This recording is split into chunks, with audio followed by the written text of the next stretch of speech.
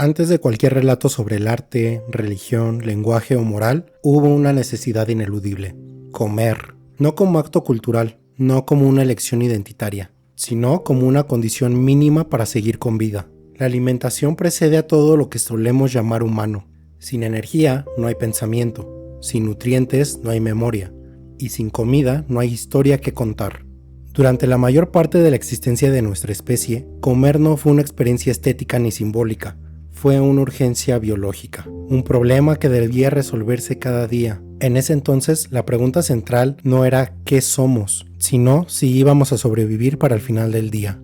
Cualquier intento de explicar la historia humana ignorando la comida está incompleto. No se puede comprender la evolución, la organización social o incluso la psicología sin partir de cómo se obtenía energía y a qué costo. Comer no es un detalle logístico de la vida humana, es su eje estructural. Desde una perspectiva biológica, alimentarse es la forma más básica de interacción con el entorno. El cuerpo no distingue entre naturaleza y cultura, solo registra disponibilidad, carencia, exceso o toxicidad. Evolutivamente, cada adaptación importante está ligada, directa o indirectamente, a cómo conseguimos y procesamos el alimento. Pero la comida tampoco es solo biología. Incluso antes de que existieran los símbolos complejos, alimentarse ya implicaba relaciones. ¿Quién come primero? ¿Quién se queda sin nada? ¿Quién arriesga más para obtener recursos? Desde muy temprano, comer fue también una experiencia social, aunque todavía no tuviera nombre ni ritual. Este enfoque obliga a mirar a la alimentación desde varios niveles al mismo tiempo, como hecho biológico, porque sostiene el metabolismo, como hecho evolutivo, porque selecciona cuerpos y conductas, como hecho social, porque organiza vínculos y tensiones, y como hecho simbólico, porque será sobre esta base material donde más tarde se construirán significados, normas y culturas. Antes de preguntarnos qué pensaban los primeros humanos, hay que preguntarse qué comían. Antes de hablar de identidad, hay que entender la supervivencia. Comer no fue una expresión de quiénes éramos, fue la condición para llegar a ser algo en absoluto. Los primeros homínidos no vivieron en un mundo estable ni generoso. Los paisajes africanos donde surgieron eran cambiantes, impredecibles, marcados por estaciones secas, competencias con otras especies y una disponibilidad de alimento que nunca estaba garantizada. Comer, en ese contexto, no era una rutina, era una negociación constante con el entorno. Durante mucho tiempo no fueron grandes cazadores. La imagen del homínido dominando la sabana con lanzas es muy tardía y constantemente exagerada. Lo que predominó fue la recolección oportunista. Raíces, tubérculos, frutos, semillas, insectos. A eso se le sumaba el carroñeo, aprovechando restos dejados por depredadores más eficientes. La carne llegaba, pero de forma irregular, muchas veces en mal estado y siempre siendo disputada. Este tipo de alimentación explica más de lo que suele reconocerse. El cuerpo de los primeros homínidos no estaba diseñado para una dieta especializada, sino para la flexibilidad. La dentadura combina incisivos capaces de cortar, molares para triturar y caninos reducidos. La mandíbula perdió robustez extrema y el intestino se acortó en comparación con otros primates estrictamente herbívoros. No es el cuerpo de un cazador puro ni el de un recolector exclusivo, sino el de un organismo obligado a aprovechar lo que hubiera. Aquí aparece una idea clave. Comer no era una elección. No había preferencias, ni ética, ni identidad alimentaria. Únicamente había hambre. Y el hambre empuja a experimentar, a arriesgar, a probar fuentes de energía que otras especies descartaban. Esta presión selectiva favoreció a individuos capaces de adaptarse a dietas variables y a entornos inestables. El entorno, además, no solo determinaba qué se comía, sino cuándo y cuánto.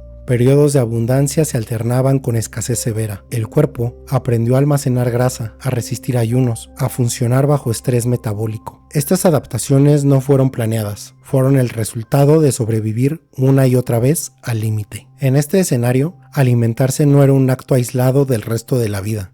Afectaba a la movilidad, el riesgo, la exposición a depredadores y a la interacción con otros grupos. Cada decisión relacionada con la comida tenía consecuencias directas sobre la supervivencia inmediata. El hambre no era solo una sensación fisiológica, era la fuerza organizadora del día a día de los primeros homínidos. En algún punto de esta historia marcada por la escasez y la improvisación, el acceso más frecuente a alimentos de origen animal introdujo un cambio decisivo. No fue inmediato ni uniforme, pero cuando ocurrió, alteró profundamente el balance energético del cuerpo. La carne, la médula ósea y la grasa animal concentraban muchas más calorías y nutrientes por unidad de esfuerzo que la mayoría de los alimentos vegetales disponibles en los entornos primitivos. Este cambio no significó una transición súbita a la caza organizada, sino al aprovechamiento cada vez más eficaz de los recursos animales. Carroñas mejor explotadas, acceso a huesos para extraer la médula, presas pequeñas capturadas de forma oportunista. Cada incremento en la densidad energética de la dieta reducía el tiempo y la energía necesarios para alimentarse. Aquí aparece una relación crítica. Masticar menos y digerir alimentos más concentrados libera recursos metabólicos. El aparato digestivo es costoso en términos energéticos. Reducir su carga permite redistribuir energía hacia otros tejidos, particularmente uno que, hoy damos por sentado, es extremadamente caro: el cerebro. El aumento progresivo del tamaño cerebral no puede entenderse sin este contexto. Un cerebro más grande no solo es más tejido, es más consumo constante de glucosa, más dependencia de una dieta confiable. La carne y las grasas animales ofrecieron esa base energética. No hicieron a los homínidos más inteligentes de forma mágica, pero crearon las condiciones para que cerebros más complejos no fueran una desventaja letal. Este nuevo escenario alimentario también introdujo tensiones sociales inéditas. Los recursos animales no se obtienen ni se consumen igual que los vegetales. Son más escasos, más disputados y, a menudo, imposibles de consumir de forma individual sin pérdida. Aparece entonces la necesidad práctica de compartir, pero también la tentación de competir y acaparar. La comida empieza a generar situaciones donde la supervivencia individual depende parcialmente del comportamiento de otros. Cooperar puede aumentar las probabilidades de acceso al recurso. Competir puede excluir a los demás. Estas dinámicas no son todavía morales en el sentido moderno, pero sí establecen patrones de interacción repetidos con consecuencias reales. La carne no solo aportó energía, introdujo un tipo de problema nuevo: cómo organizarse alrededor de recursos valiosos. En este proceso, el cuerpo y el comportamiento comenzaron a cambiar juntos, empujados por una misma presión fundamental: sostener un cerebro en expansión sin morir de hambre en el intento. El dominio del fuego no fue una explosión repentina de progreso visible, sino una transformación lenta y profunda en la forma de relacionarse con el entorno. Controlar el fuego significó ante todo transformar la comida antes de que entrara en el cuerpo. Cocinar no creó nuevos alimentos, pero cambió radicalmente lo que el organismo podía extraer de ellos. El proceso de cocción rompe fibras, gelatiniza almidones, desnaturaliza proteínas y neutraliza toxinas. El resultado es simple y contundente.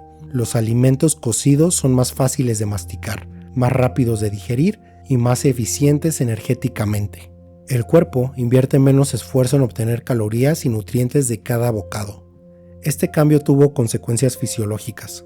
Menos exigencia digestiva permitió una reducción gradual del tamaño del intestino y de la mandíbula. No se trata solo de complejidad alimentaria, sino de una reorganización del gasto metabólico. El fuego funcionó como tecnología externa que asumió parte del trabajo que antes hacía el cuerpo. Sin embargo, el fuego tampoco fue solo una herramienta técnica. A diferencia de otros recursos, este exige tiempo. No se consume la comida de inmediato. El fuego nos obliga a esperar, a vigilar, a coordinar. Comer deja de ser un acto instantáneo y se convierte en una actividad extendida en el tiempo.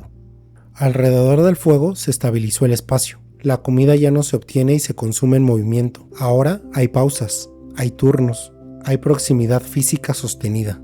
Comer implica permanecer cerca de otros sin huir, sin competir de una forma inmediata, sin dispersarse. En este sentido, el fuego crea algo nuevo, un centro, no un hogar en el sentido moderno, pero sí un punto de reunión recurrente. La comida empieza a organizar un espacio social de manera más predecible. No se trata todavía de normas explícitas, pero sí de hábitos compartidos. Cocinar el mundo significó hacerlo más manejable, más predecible, más compatible con un cuerpo que ya estaba cambiando. El fuego no solo transformó los alimentos, transformó el ritmo de vida cotidiana.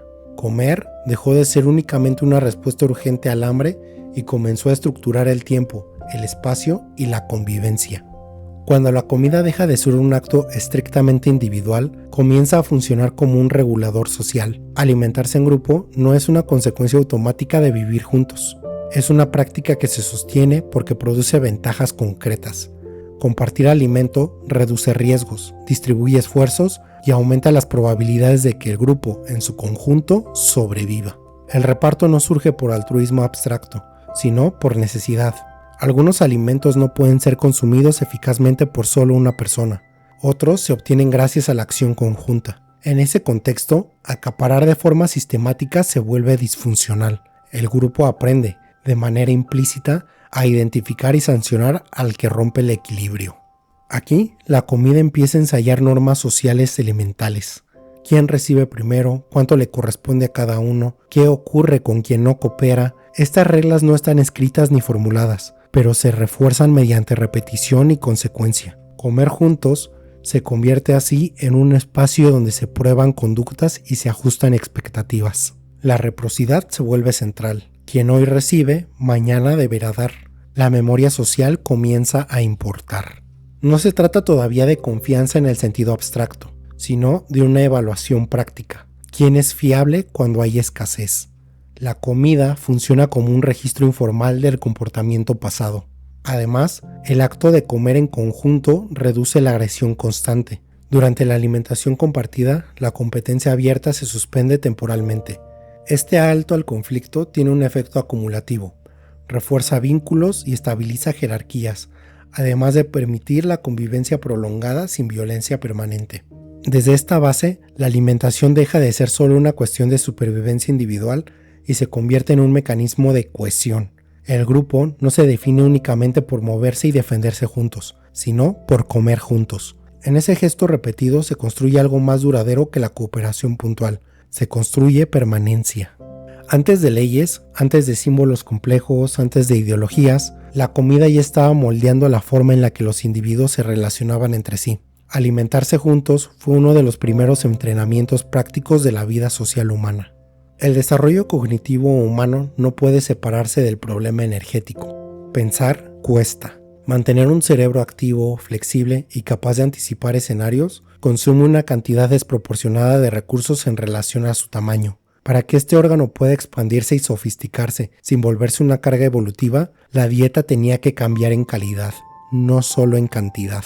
Los alimentos de mayor densidad nutricional aportaban algo más que calorías. Aportaban grasas específicas, micronutrientes y ácidos grasos esenciales desempeñaron un papel clave en el funcionamiento neuronal. Sin una disponibilidad relativamente estable de estos componentes, procesos como la memoria, la atención sostenida o la planificación a mediano plazo serían inviables o demasiado costosas para sostenerse. Este mejor abastecimiento energético permitió algo fundamental: liberar tiempo mental. Menos horas dedicadas a buscar y procesar alimento implican más margen para observar, recordar, anticipar y coordinar. El pensamiento no aparece como una abstracción repentina, sino como una ventaja práctica en un entorno complejo. Pensar mejor significaba resolver de una manera más eficiente problemas reales. En este contexto, el lenguaje no surge como un ornamento cultural, sino como una herramienta funcional. Comunicar ubicaciones, advertencias, intenciones o acuerdos incrementaba la eficiencia del grupo. Lo mismo ocurre con el pensamiento simbólico. Representar mentalmente situaciones que no están presentes permite planificar acciones futuras y evitar riesgos innecesarios. La alimentación, entonces, no explica la inteligencia como causa única, pero sí como una condición habilitante. Un cerebro más capaz requiere una base material que lo sostenga. Sin ella, cualquier ventaja cognitiva se convierte en un lujo insostenible. Las hipótesis evolutivas que vinculan dieta e inteligencia coinciden en un punto. No fue la genialidad lo que impuso el cambio alimentario, sino que fue la mejora alimentaria lo que permitió que ciertas capacidades cognitivas se consolidaran y se transmitieran. Pensar mejor fue posible porque el cuerpo pudo pagarlo. Durante la mayor parte de su historia, la humanidad se desplazó siguiendo los ritmos del entorno. Moverse era una respuesta lógica a la disponibilidad cambiante de los alimentos. Sin embargo, en un periodo relativamente reciente, algunos grupos humanos tomaron una decisión radical: quedarse.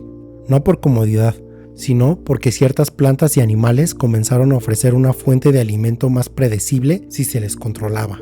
La domesticación no fue un plan consciente ni un avance inevitable. Fue un proceso gradual de observación, ensayo y error. Semillas que se guardaban y volvían a sembrarse, animales menos agresivos que se toleraban cerca de los asentamientos. Con el tiempo, estos intercambios alteraron tanto a las especies domesticadas como a quienes dependían de ellas. El resultado fue una producción de alimentos más abundante en términos calóricos, pero menos diversa. Cereales, legumbres y más adelante productos lácteos se convirtieron en la base de la dieta. Esto permitió sostener poblaciones más grandes en espacios más pequeños, algo imposible bajo un modelo exclusivamente móvil. El costo fue biológico. Los registros arqueológicos muestran un deterioro en la salud promedio, aumento de caries, reducción de estatura, mayor incidencia de enfermedades infecciosas y signos de malnutrición crónica. La dieta agrícola alimentaba a más personas, pero no necesariamente mejor. El arraigo también transformó la relación con el tiempo. La comida ya no se obtenía principalmente día a día, sino que se planificaba a meses o estaciones.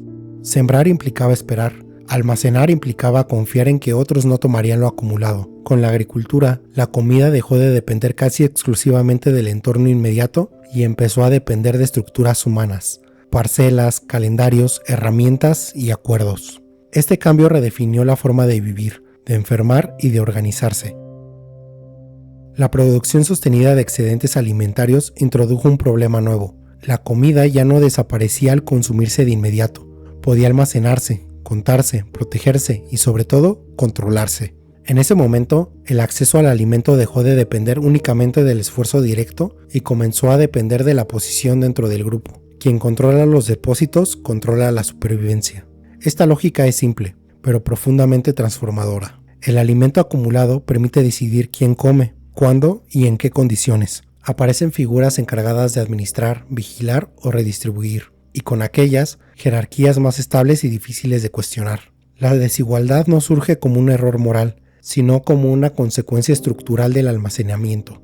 Algunos grupos o individuos acceden de forma regular a alimentos suficientes, otros dependen de decisiones ajenas. El hambre deja de ser solo un riesgo ambiental y se convierte en una herramienta de presión social. Con el tiempo, esta dinámica se institucionaliza. Tributos, impuestos en especie, trabajo forzado a cambio de comida. Las hambrunas ya no son siempre el resultado de la escasez real, sino de una mala distribución o de malas decisiones políticas. El alimento, que antes unía al grupo, ahora puede fragmentarlo. El poder se vuelve visible en el plato. Dietas diferenciadas según estatus, acceso desigual a proteínas, castigos que implican raciones reducidas o exclusión del reparto. Comer ya no es una necesidad biológica compartida, sino un marcador de posición social. El progreso agrícola permitió sostener civilizaciones complejas, pero también fijó relaciones de dependencia difíciles de romper. Controlar la comida fue una de las primeras formas efectivas de controlar a las personas. En ese intercambio desigual se consolidaron las bases materiales de la jerarquía social. En determinados momentos, algunos alimentos dejaron de ser simplemente parte de la dieta cotidiana y pasaron a convertirse en ejes estructurales de la historia humana, no porque fueron exóticos o refinados, sino porque reunían características clave: alto valor energético, facilidad de almacenamiento, capacidad de transporte y posibilidad de control a gran escala. El trigo y el arroz permitieron sostener poblaciones densas y ejércitos permanentes. Su cultivo, almacenamiento y distribución hicieron viable la expansión de estados centralizados. El maíz, por su adaptabilidad, reorganizó ecosistemas enteros y permitió el desarrollo de civilizaciones complejas en América. La papa alteró radicalmente la demografía europea al ofrecer una fuente calórica eficiente en regiones donde otros cultivos fallaban, hasta que su dependencia excesiva mostró sus límites. Otros alimentos actuaron como catalizadores económicos más que como sustento directo. La sal fue estratégica porque permitió conservar alimentos y con ello extender el tiempo y el espacio de la alimentación humana. El azúcar concentró energía, placer y dependencia. Impulsó sistemas de plantación basados en la explotación extrema y la esclavitud. El café y el cacao modificaron rutinas sociales, circuitos comerciales y economías coloniales, creando mercados globales antes inexistentes. Estos productos no transformaron al mundo de forma neutral. Su expansión estuvo acompañada de violencia, despojo territorial y reconfiguración forzada de sociedades enteras. Comer empezó a depender de redes comerciales lejanas, de decisiones políticas y de relaciones de poder invisibles para quien se sentaba en la mesa. Así, la alimentación dejó de ser un asunto local, los imperios se financiaron con cultivos, las guerras se sostuvieron con raciones, y la vida cotidiana quedó atada a flujos globales de comida. Algunos alimentos no solo alimentaron cuerpos, reorganizaron economías, justificaron dominaciones y reescribieron la historia humana desde la raíz. Cuando la alimentación deja de responder únicamente a la supervivencia y se estabiliza en el tiempo, comienza a cargarse de significado. No todo lo que es comestible se considera aceptable, y no todas las formas de comer son equivalentes. En este nivel, la comida opera como un sistema cultural que clasifica, ordena y da sentido al mundo. Los tabúes alimentarios son un ejemplo claro. Muchas prohibiciones no se explican por razones nutricionales, sino simbólicas. Determinados animales, prácticas o combinaciones se asocian con lo puro y lo impuro, lo sagrado y lo profano. Comer deja de ser solo una acción física y se convierte en un acto moral, capaz de reafirmar o transgredir el orden social. Los rituales refuerzan esta dimensión simbólica. Festividades, celebraciones religiosas, conmemoraciones y ritos de paso suelen estructurarse alrededor de comidas específicas. Los alimentos no solo acompañan el evento, lo constituyen. Repartir un platillo en una fecha determinada es una forma de narrar el pasado y de asegurar continuidad entre generaciones. La identidad colectiva también se construye desde el plato. Lo que se considera nuestra comida funciona como marcador de pertenencia. Los sabores, las técnicas culinarias y los ingredientes determinan fronteras simbólicas, incluso entre grupos que comparten territorio. Aceptar o rechazar un alimento puede expresar lealtad, resistencia o diferenciación cultural. En este contexto, la cocina actúa como un archivo vivo. Las recetas condensan historia, migraciones, adaptaciones y conflictos. No se transmiten solo como instrucciones prácticas, sino como parte de una herencia que define quiénes somos y de dónde venimos. Así, la cultura se vuelve comestible. A través de la comida, las sociedades preservan valores, refuerzan identidades y hacen visible un sistema de significados que trasciende la necesidad biológica de alimentarse. Más allá de la cultura en lo abstracto, la comida opera en escenarios concretos de interacción cotidiana. Comer juntos ya no es un acto neutro. Organiza relaciones, refuerza roles y comunica jerarquías. Desde una comida familiar hasta un banquete formal, la disposición de los cuerpos alrededor del alimento estructura dinámicas sociales precisas. En los grupos sociales, compartir la mesa genera confianza, porque esto implica una suspensión temporal del conflicto. Comer expone vulnerabilidad, se baja la guardia, se reduce la vigilancia y se acepta la proximidad física. Este gesto, repetido en el tiempo, fortalece vínculos afectivos y crea sensación de pertenencia. La distribución de la comida también comunica poder. Quién sirve, quién elige el menú, quién se sienta en la cabecera o quién come primero no son detalles triviales. Son señales que ordenan el grupo y hacen visibles las jerarquías, incluso cuando no se expresan de forma explícita. La exclusión alimentaria funciona como castigo social. No ser invitado a comer, recibir porciones menores o quedar fuera de ciertos rituales culinarios tienen un impacto psicológico profundo. La comida no solo integra, también disciplina y controla. En contextos laborales y políticos, las comidas compartidas cumplen funciones estratégicas. Almuerzos de trabajo, cenas diplomáticas, convivios institucionales. Comer juntos reduce tensiones, facilita acuerdos y crea un clima de cooperación que difícilmente se logra en otros espacios. Desde la psicología social, la comida es un dispositivo relacional. A través de ella se construyen alianzas, se refuerzan identidades y se regulan comportamientos. Comer juntos no solo satisface el hambre, produce cohesión, establece límites y define quién pertenece y quién se queda fuera. El cuerpo humano no cambia al mismo ritmo que el entorno que creó. Nuestra biología se formó bajo condiciones de escasez, esfuerzo físico constante y alimentos mínimamente procesados. Sin embargo, en un periodo muy breve desde el punto de vista evolutivo, ese cuerpo quedó expuesto a un mundo de abundancia artificial y disponibilidad permanente. Los mecanismos que alguna vez aseguraron la supervivencia hoy generan vulnerabilidad. La preferencia por sabores dulces y grasos, útil cuando las calorías eran caras, se vuelven problemáticos cuando el azúcar y las grasas industriales están al alcance inmediato. El cuerpo sigue respondiendo como si la escasez fuera inminente, aunque el contexto haya cambiado por completo. Los alimentos ultraprocesados explotan este desfase, combinan altas concentraciones de azúcar, sal y grasas con texturas y aditivos diseñados para maximizar el consumo. No alimentan de acuerdo con las necesidades fisiológicas, sino con los circuitos de recompensa del cerebro. Las consecuencias no son solo físicas, Trastornos metabólicos, obesidad y enfermedades crónicas conviven con ansiedad, culpa y pérdida de la regulación del apetito. Comer deja de ser una respuesta clara al hambre y se mezcla con estrés, rutina y estímulos constantes. Este choque entre la biología antigua y un entorno moderno genera una paradoja. Nunca hubo tanta comida disponible y al mismo tiempo nunca fue tan difícil alimentarse de una manera compatible con el cuerpo que tenemos.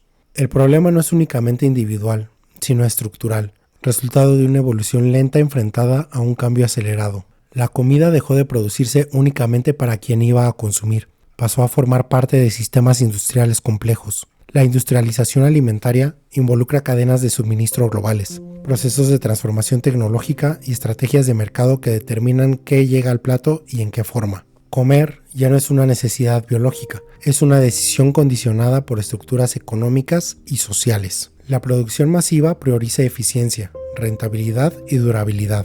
Esto favorece alimentos estandarizados, procesados y diseñados para conservarse en el tiempo, aunque su valor nutricional sea limitado. La comida se convierte así en una mercancía antes que un sustento, optimizada para el transporte y el consumo masivo.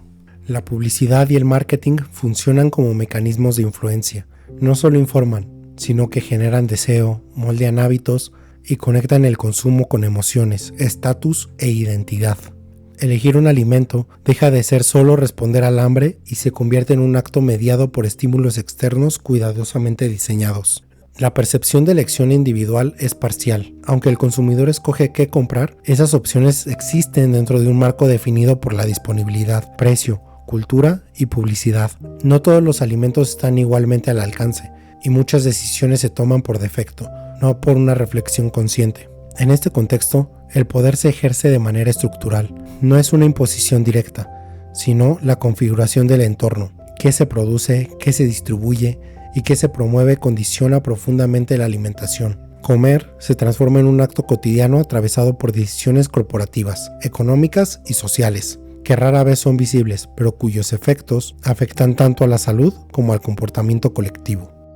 En la actualidad, comer no es solo un acto personal o cultural, es una acción con impacto global. Cada decisión alimentaria tiene consecuencias éticas, ambientales y sociales que trascienden al mismo individuo. La forma en la que producimos, distribuimos y almacenamos alimentos define el estado del planeta y la vida de millones de personas y animales. La producción de alimentos genera una presión ambiental enorme: deforestación, pérdida de biodiversidad, consumo intensivo de agua, emisiones de gases de efecto invernadero y contaminación de suelos y cuerpo de agua. La dieta humana tiene un costo ecológico que ya no puede considerarse marginal. Nuestras elecciones alimentarias moldean ecosistemas enteros. El bienestar animal es otra dimensión crítica, pero con costos éticos significativos. La distancia entre la producción y el consumo permiten sistemas de explotación eficientes pero con costos éticos significativos. La carne, los lácteos y otros productos animales se producen en condiciones que rara vez se observan en el plato. Y esto plantea preguntas sobre la responsabilidad y conciencia en el acto de comer. La desigualdad alimentaria global añade complejidad. Mientras algunos países se enfrentan exceso y desperdicio, otros sufren inseguridad alimentaria crónica. No se trata únicamente de disponibilidad de alimentos, sino de distribución, acceso económico y decisiones políticas que determinan quién come bien y quién carece de recursos básicos. Comer bien se convierte en un dilema multidimensional, biológico, ético, social y ambiental. Lo que es adecuado para la salud del cuerpo puede ser insostenible para el planeta, y lo que es culturalmente deseable puede ser injusto para otros. Las tensiones entre biología, cultura y responsabilidad obligan a repensar la alimentación como un acto consciente, no solo como algo cotidiano. El futuro de la alimentación depende del cómo integremos estas dimensiones. Producir de manera sostenible, respetar a los animales, garantizar la equidad y mantener la salud humana. Comer deja de ser solo una necesidad y se convierte en una elección cargada de consecuencias colectivas, donde cada plato refleja nuestra relación con el mundo y con los demás. La comida no es solo sustento, es hilo conductor de nuestra historia biológica, social y simbólica. Cada bocado conecta con milenios de evolución, desde la necesidad de calorías hasta la complejidad de rituales, tabúes y normas sociales. Comer es, al mismo tiempo, un acto corporal, cultural y político. A lo largo de la historia, la alimentación ha marcado diferencias. entre especies, entre grupos humanos, entre clases sociales y entre culturas. Ha estructurado cuerpos, cerebro y sociedades, y ha permitido la aparición de cooperación, jerarquía, identidad y permanencia. Cada elección alimentaria refleja un entramado de relaciones y de consecuencias que exceden al individuo. Hoy, en un mundo de abundancia artificial y sistemas globalizados, comer implica responsabilidad, no solo hacia la propia salud, sino hacia el planeta, hacia otras personas y hacia los animales. La dieta cotidiana se convierte en un acto ético, un acto de pertenencia y al mismo tiempo una proyección hacia el futuro. Somos lo que comemos porque la alimentación construye nuestro cuerpo, nuestras capacidades cognitivas y nuestra vida social, pero también somos lo que hacemos con la comida, cómo la distribuimos, cómo la compartimos y cómo respondemos a sus desafíos éticos y ambientales. Comer es un acto que conjuga pasado, presente y futuro. Cada plato es una oportunidad de reflexión. Nos invita a preguntarnos no solo qué ingerimos, sino por qué y con qué consecuencias. La pregunta queda abierta: ¿cómo comeremos y qué tipo de mundo construiremos mientras lo hacemos?